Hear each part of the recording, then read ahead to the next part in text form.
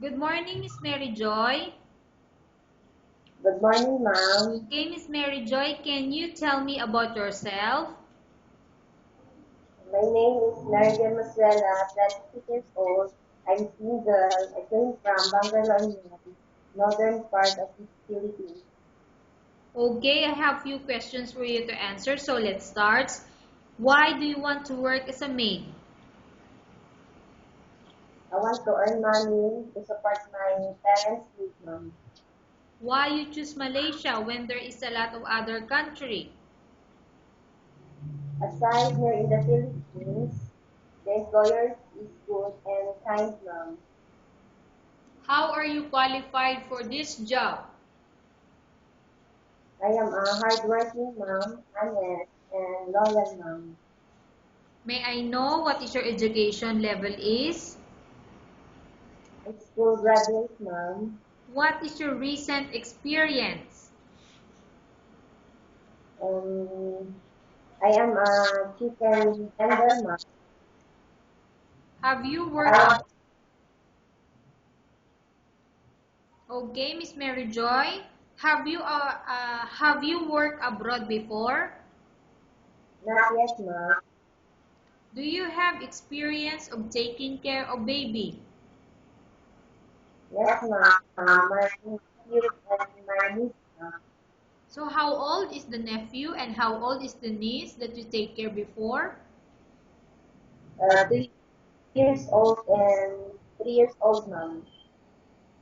What about elder people? Do you have experience taking care of them? Yes, mom. My grandmother, mom. How old is your grandmother when you take care of her? 63 years old, mom. Do you have any other special skills? Yes, mom. I, I know how to cook cleaning, mom. Okay. Are you willing to learn new skills? Yes, mom.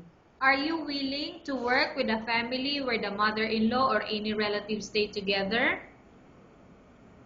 Yes, mom. Currently, are you still working now? No, mom. Do you know how to cook? Yes, mom. What sort of food can you cook? Filipino food, mom. Such as? Adobo, sinigang, pinakbet, ma'am. Are you aware that you will have to do washing, cleaning, ironing, and cooking? Yes, From all the house chores or household work such as cleaning, washing, cooking, and ironing, which do you like most? all the house chores, ma'am. You are not allowed to use handphone during working hours. Yes, ma'am. You are only allowed to use handphone after you finish all the works and when going to bed. Yes, ma'am. You are strictly needed to surrender the handphone to your employer in the morning and your employer will return back to you once you're going to bed. Yes, ma'am. If ever your employer finds out that you're abusing of using your handphone and it's affected your work performance, your employer will confiscate your handphone and you're not allowed to hold it anymore. Instead, your employer will allow you to call to your family 3 times in a month. You're only allowed to bring normal phone and you're not allowed to bring smartphone. Are you agreed for the terms and condition? Yes, ma'am. Are you agreed to the rules and regulation for the handphone?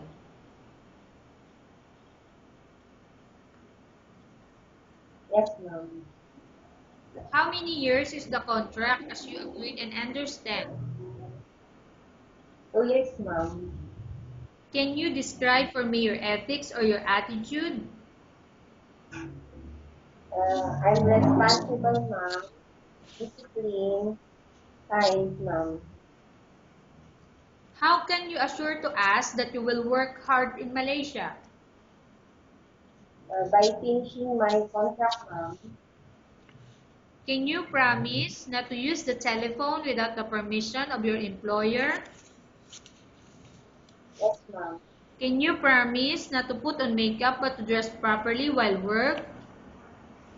Yes, ma'am. Can you promise not to invite friends and relatives without the consent of your employer? Yes, ma'am. Can you promise not to ask for advance salary from your employer under any circumstances? Yes, ma'am. Do you really understand of the rules and regulation of the agency? Yes, ma'am. Do you pay any placement fee for you to come to Malaysia to work as a maid?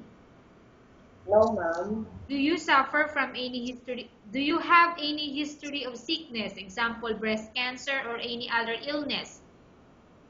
No, ma'am. Do you suffer from any skin diseases, allergy or physical defect? No, ma'am. Have you suffered from any serious illness? No, ma'am. Have you undergone any operation? No, ma'am. Are you medically fit? Yes, ma'am. Are you in any medication? No, ma'am. Are you allergic with any food? No, ma'am. Are you prepared to work for the employer of any race? Yes, ma'am. Are you prepared to eat the type of food taken by your employer? Yes, ma'am. Are you afraid of being left alone in the house? No, ma'am. Are you afraid of dogs or other pets? No, ma'am. Can you promise to work according to instruction from your employer? Yes, ma'am. Do you have any immediate family working in Malaysia? No, ma'am. Okay, Miss Mary Joy, we have finished our question section. Let's go to case study. I have a case study for you and I want you to answer me truthfully. Upon arrival in Malaysia within 6 months, if ever any of your family members pass away, what will you do? Will you continue to work till finish your contract or you will go back? If my employer allow me to go back, ma'am, in the Philippines, I'll go back, ma'am. If it is not, I'll finish my contract and stay, ma'am. Okay, tell us about yourself and why do you want to work in Malaysia as domestic helper?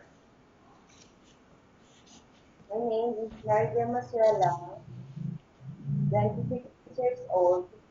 I'm single, came from Bangar, La Union, northern part of the city. I want to earn money, ma'am, to support my parents' needs.